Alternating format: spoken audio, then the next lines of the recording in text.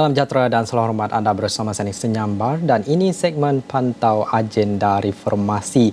Segmen kita pada hari ini kita nak beri fokus berkenaan dengan agenda reformasi yang terbaru menerusi apa yang diumumkan oleh Menteri Pendidikan itu Fadlina Siddiq pada hari ini, yang mana beliau berkata mulai sesi persekolahan 2024-2025 pelajar di semua institusi pendidikan di bawah Kementerian Pendidikan KPM hanya perlu memakai seragam 2 hari seminggu. Sementara 2 hari lagi pakaian sukan dan 1 hari pakaian kokurikulum. Menterinya Fadlina Siddiq berkata KPM memutuskan demikian selepas sesi libat urus dengan pelbagai pihak termasuk guru dan wakil komuniti. Kita dengarkan apa kata beliau. Untuk itu, tuan-tuan dan puan-puan, KPM telah memutuskan bagi sesi 2024-2025 Mac ini, betul 2024-2025, setelah sesi libat urus kita laksanakan dengan semua pihak, baik pihak industri, baik pihak-pihak yang berkaitan dengan pendidikan, khususnya guru-guru, pentadbir, dan juga wakil-wakil daripada komuniti. Maka untuk pakaian seragam sekolah 2024-2025 ini diteruskan seperti berikut: 2 hari pakaian seragam, 2 hari pakaian sukan dan 1 hari pakaian kokurikulum. Beliau berkata demikian ketika berucap pada Majlis Amanah Tahun Baharu 2024 Menteri Pendidikan pada Jumaat. Fadlina yang juga Ahli Parlimen Ibuang Tebal itu maklumkan surat perkeliling dan makluman lanjut mengenai arahan pemakaian itu akan dikeluarkan kemudian kepada semua sekolah dan jabatan pendidikan negeri. Dan sebelum ini KPM seperti yang kita tahu memberi kelonggaran pemakaian baju sukan pada 3 Mei tahun lalu susulan cuaca panas melanda negara bagi mengelakkan sebarang komplikasi kesihatan terhadap murid, guru dan kumpulan pelaksana. Dan untuk kita berbincang lebih lanjut, bukan saja kita nak menyentuh berkenaan dengan reformasi pakaian yang dilaksanakan oleh KPM ini, kita juga nak menyentuh beberapa perkara lain berkenaan dengan isu-isu yang dihadapi bukan sahaja murid tapi guru dalam kita melaksanakan sistem pendidikan yang lebih berkualiti. Kita nak bersama dengan pakar pendidikan UKM iaitu Dr. Anwar Ahmad menerusi panggilan Google Meet ketika ini. Terima kasih Dr. Anwar kerana menyertai kita pada jam ini. Pertama sekali kita nak tahu apa reaksi doktor berkenaan dengan langkah terbaru yang dilaksanakan oleh KPM ini, doktor. Saya bagi mewakili ibu bapa. Saya rasa ramai ibu bapa yang merasa cukup gembira dan nampaknya ada yang telah menghubungi saya dan mengucapkan begitu bangga ataupun gembira mereka kerana KPM telah memberi ruang untuk ibu bapa menyediakan pakaian yang untuk anak-anak, dan anak-anak juga tentunya rasa gembira kerana mereka boleh menggunakan pakaian sukan dan ini akan membawa mereka pada aktiviti yang lebih aktif dan juga dengan keadaan cuaca kita yang tidak menentu. Jadi saya rasa pelonggaran seperti ini memang diperlukan oleh ibu bapa dan juga oleh murid-murid. Jadi pada saya KPM telah mendengar pandangan dan juga mendengar permintaan daripada masyarakat dan khususnya ibu bapa, dan kita bersyukur kerana pandangan-pandangan itu telah diambil dan dibuat keputusan yang sewajarnya. Dan kita ucap syabas dan tahniah kepada KPM kerana sedia mendengar permintaan dan juga permohonan daripada masyarakat. Okay. Bukan saja kita nak tahu berkenaan dengan reaksi daripada ibu bapa, mungkin ada yang bergembira, tapi sentimennya pula kita tahu mungkin ada berbeza juga dengan setengah orang. Ada yang menyatakan bahawa pelaksanaan ini menyentuh berkenaan dengan kos, yang mana ada yang berkata pelaksanaan ini nanti akan membuatkan kos itu tidak seimbang dengan apa dari segi bantuan yang diberikan kerajaan kepada mereka. Sebagai contoh kita tahu inisiatif yang dikeluarkan oleh kerajaan sebelum ini bagi membantu murid-murid dan juga ibu bapa bayaran bantuan awal persekolahan BAP sebanyak RM150 kepada setiap murid disalurkan bermula Januari 2024. Tapi kalau kita nak lihat dari segi pemakaian seragam itu ada 2 hari, sehari menggunakan pakaian kokurikulum, dan kita tahu pakaian kokurikulum ini agak mahal. Bagaimana doktor, komen doktor berkenaan hal ini? Saya fikir pakaian kokurikulum itu bukanlah perlu diwajibkan. Sebab pengalaman saya waktu di sekolah dulu pun pada pakaian kokurikulum itu pelajar dibenarkan memakai t-shirt dan bukanlah berpakaian penuh seragam kurikulum. Jadi pada saya apa yang dimasukkan oleh Yang Berhormat Menteri itu adalah tidaklah membawa masuk pemakaian penuh kurikulum tetapi menggunakan t-shirt yang berasaskan kepada kelab ataupun persatuan-persatuan yang tertentu. Dari segi kos saya rasa tidak menjadi perubahan yang besar kerana jika dahulu anak-anak kita memakai 4 hari pakaian sekolah dan 1 hari kurikulum, tapi mulai sesi hadapan mereka hanya perlu memakai 2 hari saja. Jadi itu dilihat ibu bapa mungkin tidak perlu lagi membeli pakaian seragam yang lebih berbanding dahulu. Mungkin boleh dikurangkan dan sekarang ini digantikan dengan pakaian t-shirt sahaja. Jadi pada saya kos yang timbul itu tidak berbeza. Tapi yang penting pada saya dalam keadaan inilah kita harus memberi ruang untuk murid-murid kita rasa selesa belajar di dalam kelas. Saya rasa itu yang penting. Dan saya menyokong penuh usaha ini kerana kita dapat lihat, pengalaman saya di sekolah juga melihat bahawa bagaimana anak-anak kita apabila berada dalam keadaan panas, apabila mereka memakai uniform dan sebagainya itu menyebabkan mereka rasa tidak selesa untuk belajar. Jadi dengan t-shirt, pakaian sukan dan sebagainya, saya rasa itu lebih sesuai dengan persekitaran kita, dengan keadaan iklim kita dan insyaAllah saya rasa ini akan memberi mereka lebih ruang untuk aktif, untuk selesa sepanjang mereka berada di sekolah sesi hadapan.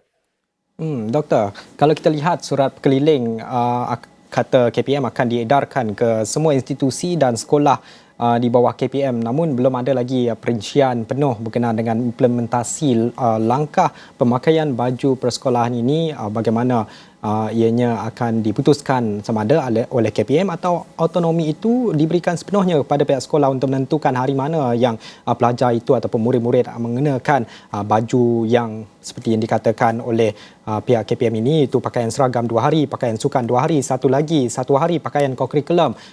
Adakah ini terpulang kepada sekolah untuk menentukan bagaimana ianya diimplementasi?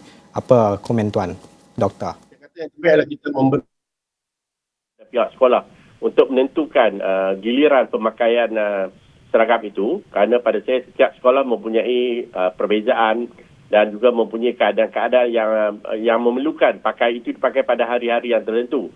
Jadi pada saya kita benarkan pihak sekolah untuk membuat keputusan, tetapi pada dasarnya yang paling penting mestilah waktu itu 2 harinya adalah 2 hari berpakaian uniform, 2 hari berpakaian sukan dan 1 hari berpakaian kurikulum. Saya rasa itu boleh diputuskan oleh pihak sekolah. Kalau kita lihat juga Doktor, sebelum ini Doktor ada menggariskan beberapa perihal yang menyentuh berkenaan dengan sistem pendidikan yang dikatakan oleh Doktor masih lagi belum dicapai ataupun belum lagi dapat dilaksanakan penuh oleh kerajaan. Antara perkara yang menjadi isu yang dekat di hati para guru adalah berkenaan dengan beban tugas guru yang sebelum ini satu isu yang sangat hangat diperkatakan, itu beban tugas guru melampau, dan juga ada beberapa isu lain berkenaan dengan beg sekolah berat, sekolah daif dan juga kurang murid, desentralisasi pendidikan. Ini antara beberapa isu yang disentuh oleh Doktor yang dikatakan harus diberi fokus oleh KPM. Bagaimana setakat ini kita lihat daripada pelaksanaan KPM ini sendiri dalam menyelesaikan isu-isu ini, dan apa isu utama yang masih belum diselesaikan kini, Doktor? Terima kasih, Niki. Jika kita mendengar ucapan yang telah diberikan oleh Yang Berhormat Menteri, saya kira lebih kurang 1 jam, ucapan beliau telah menggariskan beberapa perkara yang menarik pada saya. Yang pertama sekali, saya ingin merasakan bahawa ucapan yang disampaikan oleh Yang Berhormat Menteri itu ikhlas.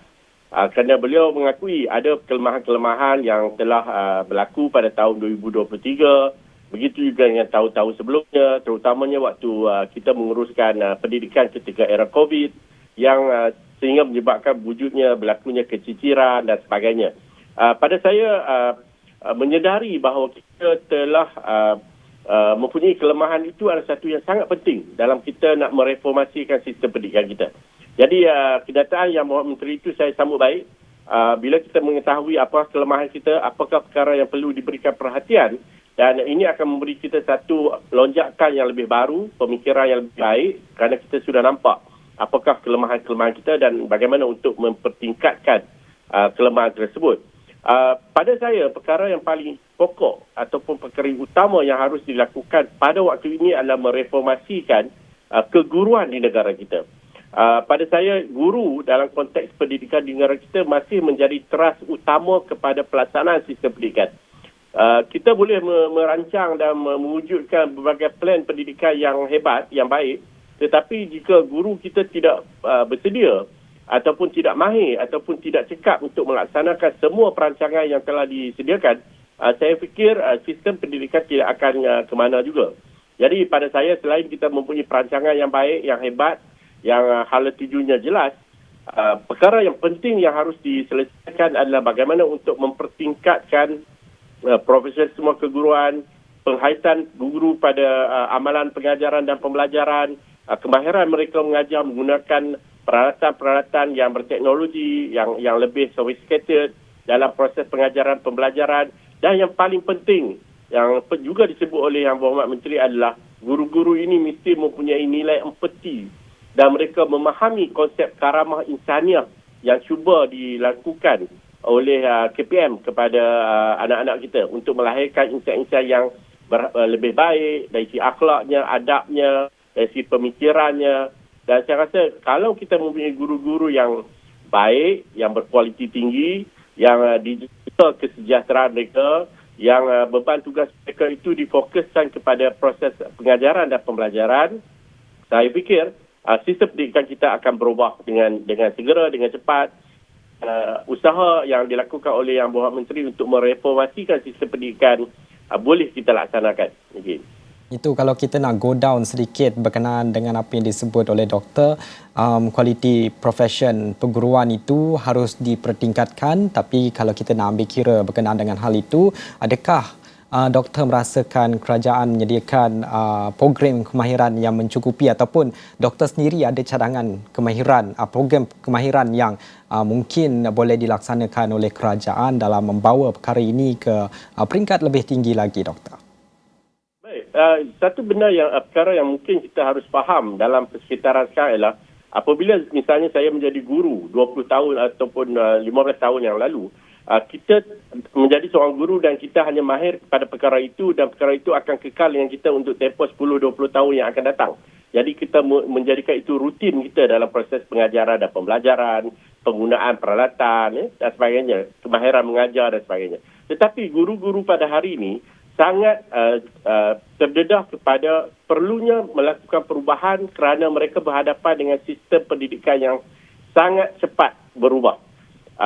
Anak-anak kita mempunyai cita rasa yang berbeza, mereka juga memerlukan dan juga lebih cenderung untuk menggunakan digitalan pendidikan, kaedah-kaedah pembelajaran juga sudah berubah, kandungan pengajaran juga tidak boleh lagi rigid seperti dahulu, menghafal sahaja, tetapi banyak isu-isu ataupun perkara-perkara baru yang anak-anak kita mahu tahu. Jadi apa yang saya maksudkan dengan hari ini adalah bukan guru kita tidak bagus, bukan guru kita tidak berkualiti, tetapi perubahan-perubahan yang berlaku dalam masyarakat menuntut guru-guru kita dilatih dan sentiasa diberikan pendedahan yang lebih baru supaya mereka mendepani masa. Kalau kita masih kekal dengan cara-cara lama, maka kita di belakang masa.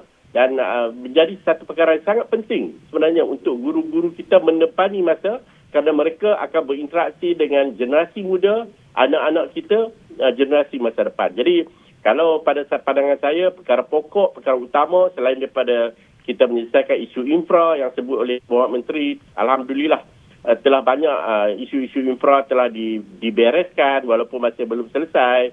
Tanda sekolah sudah semakin baik, sekolah daif juga hampir 80% sudah siap. Kita juga akan meneruskan usaha ini pada tahun-tahun hadapan. Tetapi pada saya, infra yang baik, kurikulum yang baik tidak akan berkesan jika guru yang kita sediakan tidak mampu untuk melaksanakan apa yang dihasratkan oleh KPM. Itu pandangan daripada pakar pendidikan UKM, iaitu Dr. Anwar Ahmad. Nanti kita masih nak teruskan lagi dengan Dr. Anwar. Beberapa perkara telah pun disentuh oleh Dr. Anwar. Kita bukan sahaja nak bercakap berkenaan dengan langkah baru reformasi pemakaian KPM ini buat semua institusi dan sekolah di bawahnya, tapi kita nak lebih kritikal lagi. Bukan saja kita nak bercakap berkenaan dengan pemakaian pelajar-pelajar, tapi kita nak lihat dari segi ataupun dari sudut kualiti pendidikan yang harus harus ditambah baik dan beberapa isu yang harus menjadi fokus dan juga tumpuan KPM. Kita akan lanjutkan perbincangan ini selepas ini, tapi kita nak berhenti rehat seketika. Kita kembali selepas ini.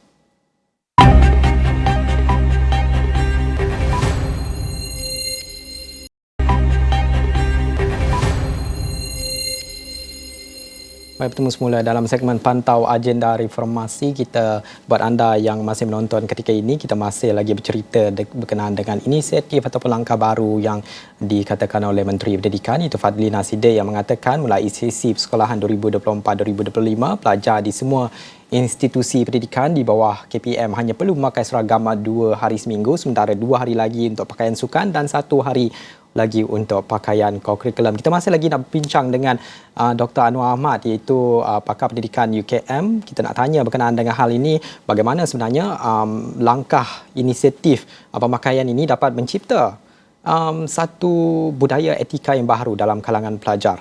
Doktor. Saya fikir pemakaian ini adalah perkara yang berlaku kerana kita merasakan bahawa anak-anak kita perlu lebih aktif di sekolah. Itu yang pertama. Yang kedua, disebabkan oleh cuaca kita yang tidak begitu menentu, yang menyebabkan mereka tidak selesa dengan uniform, yang mungkin menyebabkan mereka rasa panas dan sebagainya. Jadi pada saya dasar-dasar seperti ini adalah dasar-dasar yang bersifat preventif. Kita nak melindungi anak-anak kita daripada merasa tidak selesa, merasa tidak seronok dan sebagainya. Dan ini adalah manifestasi lah kepada saya. Apa yang sedang dilakukan oleh KPM adalah mendengar suara daripada ibu bapa, daripada guru-guru, daripada pelajar-pelajar. Jadi pada saya mungkin pada masa depan akan lebih banyak lagi usaha-usaha ini dapat dilaksanakan. Satu perkara yang menarik ni yang boleh saya tambah adalah dalam kita nak melakukan reformasi pendidikan, satu aspek yang tidak boleh kita ketepikan adalah penglibatan ibu bapa. Kebetulan saya dan pasukan di bawah kluster reformasi pendidikan dan modal insan yang akan menyediakan laporan untuk Kongres Ekonomi Bumi Putra pada bulan Februari nanti. Apabila kita mengadakan libat urus di zon-zon tengah, di zon selatan dan sebagainya yang telah berlalu, kita dapati bahawa begitu ramai ibu bapa yang ingin terlibat dalam keputusan-keputusan yang melibatkan anak-anak mereka di sekolah. Jadi ini juga kalau kita sebagai perbandingan di negara-negara maju, kita akan dapati bahawa ibu bapa di negara maju sangat memberi perhatian kepada penglibatan mereka di dalam keputusan-keputusan yang dibuat oleh pihak kementerian ataupun pihak berkuasa pendidikan di negara mereka. Jadi saya harap pada tahun 2024 ini sebagai salah satu teras kepada untuk meningkatkan kualiti pendidikan kita, tentu sahaja KPM akan terus mendengar. KPM selalu dikaitkan sebagai kami pro mendengar KPM. Saya fikir penglibatan ibu bapa mesti diangkat, mesti diperkasakan. Tidak cukup pada saya dengan adanya PIBG yang begitu agak terikat dengan peraturan dan sebagainya, tapi kita memerlukan penglibatan ibu bapa yang lebih santai, yang lebih konstruktif, yang lebih harian, melibatkan pelibatan mereka di sekolah. Jadi pada saya lah, saya mengharapkan, harapan saya pada tahun 2024 dan tahun-tahun seterusnya, sekolah melihat ibu bapa sebagai komponen yang sangat penting. Diajak berbincang, diajak untuk membuat keputusan-keputusan dasar supaya ibu bapa faham, tahu dan mengambil maklum apakah perancangan, apakah pelaksanaan dan usaha yang sedang dilakukan oleh KPM. Saya fikir untuk meningkatkan kualiti pendidikan negara, melakukan reformasi pendidikan negara, aspek yang tidak boleh tinggalkan adalah penglibatan daripada ibu bapa. Adakah perkara ini kalau kita lihat harus diselaraskan oleh pejabat pendidikan daerah dan memastikan sekolah-sekolah di bawah daerah itu dapat melibatkan ibu bapa bukan sahaja di bawah PIBG, tapi mungkin ada program-program tersendiri yang memastikan suara ibu bapa ini terus didengari dan kekal aktif dalam memastikan kualiti pendidikan di setiap sekolah itu berjalan dengan baik, berjalan dengan lancar dan kebajikan murid-murid juga diambil kira, Doktor. Ya, saya fikir apa yang penting sekarang adalah bagaimana kita meningkatkan sistem penyampaian kepada ibu bapa. Itu yang pertama, supaya ibu bapa faham apa yang sedang dilakukan oleh KPM dan jika ibu bapa memberi pandangan ataupun teguran ataupun kritikan, itu bukan bermaksud bahawa mereka cuba untuk memusuhi misalnya, tetapi lebih kepada usaha untuk mencari titik tengah kesefahaman antara ibu bapa kerana mereka juga memberi kepentingan kepada masa depan anak-anak mereka dan juga kepada pihak yang menguruskan dasar-dasar pendidikan. Jadi pada saya mencari titik tengah kesefahaman itu akan meningkatkan lagi usaha kita dalam menjayakan sistem pendidikan negara kita. Jadi banyak program yang boleh dilaksanakan, bukan hanya mesyuarat PIBG sahaja semata-mata, tetapi pada saya bagaimana misalnya ibu bapa dapat datang ke sekolah bersama-sama dengan pelbagai program-program di sekolah. Tentu sahaja kita akan dapat misalnya pandangan mengatakan tak semua ibu bapa akan terlibat. Tapi kita mesti harus memberi peluang yang terbuka, yang luas kepada kumpulan ibu bapa yang berbeza untuk memberi sumbangan mereka kepada pendidikan anak-anak mereka. Ada yang mungkin dalam bentuk wang ringgit, kewangan. Ada yang dalam bentuk kemahiran yang mereka ada. Ada dalam bentuk masa yang mereka ada. Jadi pada saya, memaksimalkan penglibatan ibu bapa mengikut keperluan dan juga keupayaan mereka itu sangat penting. Jadi kita harapkan mulai tahun 2024 dan seterusnya, ibu bapa akan sering ke sekolah, bertemu dengan guru-guru, berbincang tentang apa yang perlu mereka lakukan untuk meningkatkan pendidikan anak-anak, dan sekolah itu menjadi tempat yang mesra kepada ibu bapa. Ibu bapa boleh datang pada setiap hari untuk berbincang dengan guru-guru, dengan pengetua dan sebagainya. Jadi saya membayangkan satu sekolah yang komunitinya itu sangat terikat, sangat rapat kerana mereka semua bersetuju untuk satu perkara, iaitu menjadikan sistem pendidikan negara, menjadikan sistem pendidikan untuk anak-anak mereka yang terbaik. Okay. Itu kalau kita nak bercakap dari segi penglibatan komuniti dalam meningkat ataupun menambah baik kualiti pendidikan anak-anak di sekolah.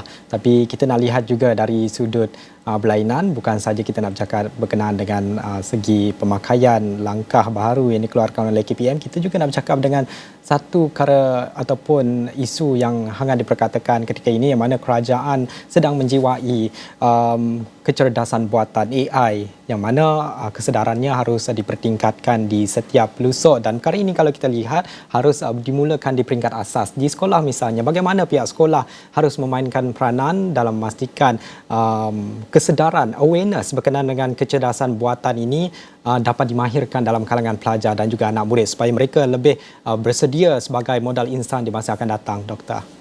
Ya, betul. Saya setuju.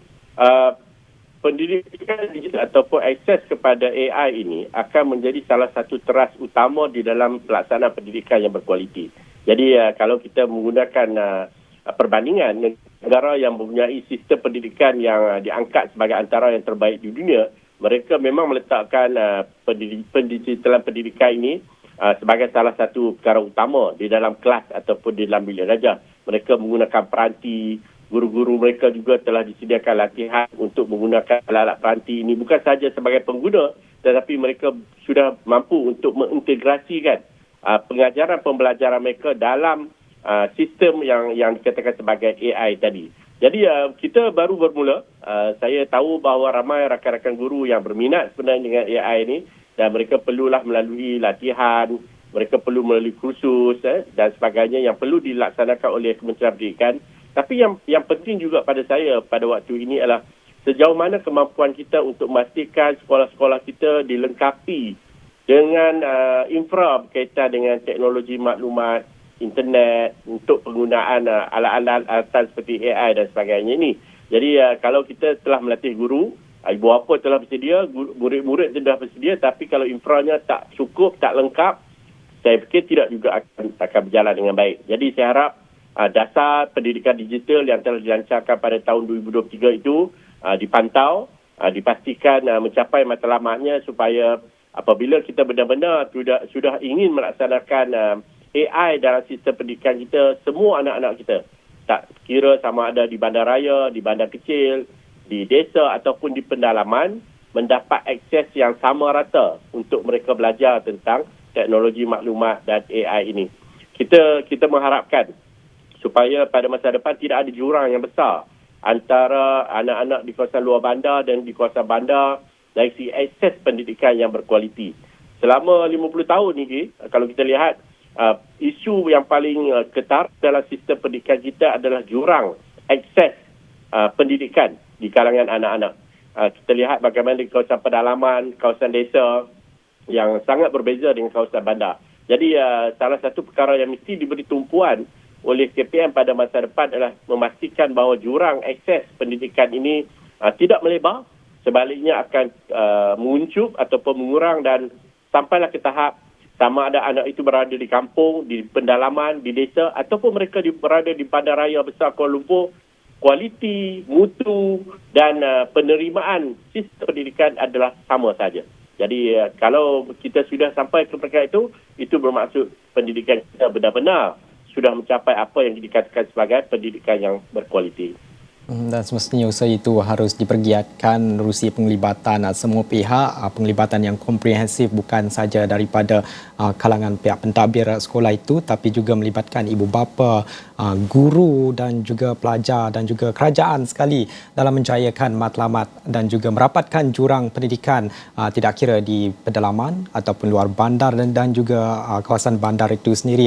Pelbagai perkara kita cakap berkenaan dengan kualiti pendidikan, bukan sahaja kita bercakap berkenaan dengan reformasi pemakaian yang dinyatakan oleh KPM. Pelbagai juga isu lain yang disentuh oleh Dr. Anwar. Terima kasih Dr. Anwar kerana sudi memberikan pandangan anda pada jam ini.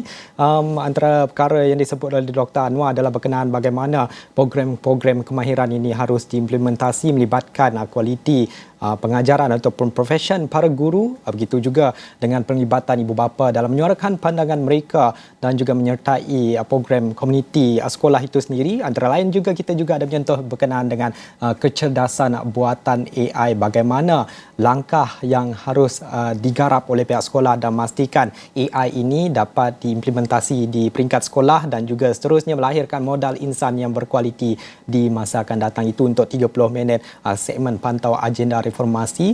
Tapi dalam episod seterusnya mungkin kita akan bawakan lebih banyak lagi topik. Buat penonton, terima kasih kerana bersama kita dengan kita pada jam ini. Saya kira itu saja pada jam ini. Saya Niki Senyambar. Salam hormat.